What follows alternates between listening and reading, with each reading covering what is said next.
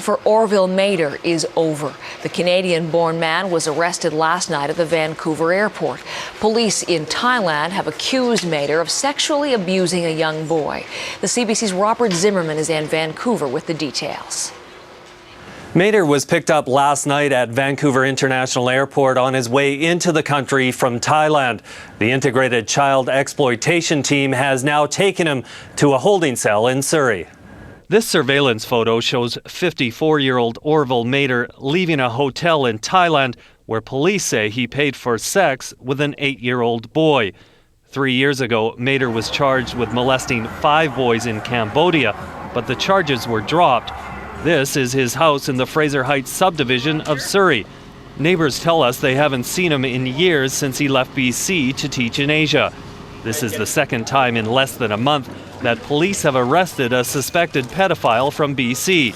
In fact, Christopher Neal of Maple Ridge was seen at the same beach hotel where Mader was photographed, and Thai police are now investigating whether the two knew each other. Mader is expected to appear in court in Surrey this morning. We know he's facing charges in Thailand, but it's not clear if he'll face any here. The CBC's Robert Zimmerman in Vancouver. Now, freelance reporter Andrew Drummond is also following the story in Bangkok, and he has investigation details there.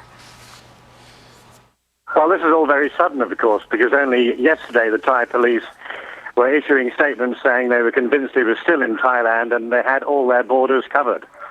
But today they're admitting that Orville Mader probably made it across the border through into Cambodia, then onwards to Hong Kong, and therefore then onto a flight to Vancouver. So now they're taking steps to try and get him back to Thailand. Well, that is, I guess, the question that is begged right now. What will happen to him next, Andrew?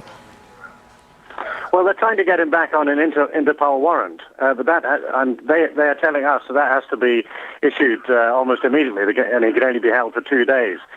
If not, they will have to go for extradition, and I would imagine Orville Mader will almost certainly fight that extradition case. He will not want to go to a court in Thailand where they're sentencing pedophiles for very long periods indeed, 40, 50 years of the last cases we had here.